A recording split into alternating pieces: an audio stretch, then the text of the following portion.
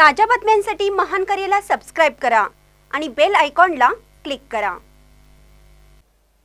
राधानगरी प्रादेशिक वन विभागाकडून 3,57,000 किमतीचा मुद्देमाल जप्त, 6 जणांच्यावर गुन्हा दाखल।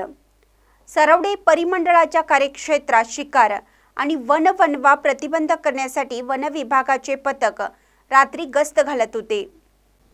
बारडवाडीहून खिंडी वरवडे गावच्या दिशेने वन विभागाचे पथक शासकीय वाहनातून जात असता खिंडी वरवडे गावच्या वरील डोंगरात बॅटरीचा प्रकाश झोत आणि संशयास्पद हालचाली दिसून आल्याने जागेवर जाऊन पाहणी केली। तिथे मोटरसायकल आढळल्या।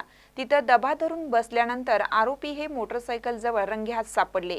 त्यांच्याकडून शिकार केलेला एक कुरतुडा पक्षी, 6 लाहोरी पक्षी, एक एअर गन, मोबाईल, बॅटरी आणि मोटरसायकल मिळून आली। यामध्ये राधानगरी तालुक्यातील आनाजे इथले रामचंद्र पाटील, प्रशांत दादू पाटील, मारुती केरबा जाधव, प्रदीप नारायण पाटील, अमर दिनकर इंगवले तर ठिकपुर्ली इथले शिवाजी बापू लोकरे यांना वन विभागाने ताब्यात घेतलं।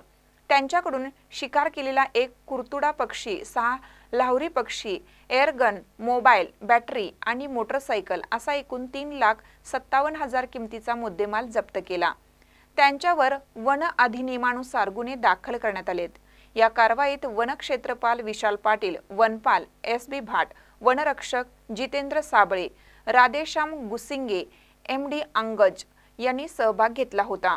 अधिक तपास वनपाल एस.बी. भाट करत आहेत। महानकर न्यूजसाठी विजय बकरे, राधानगरी।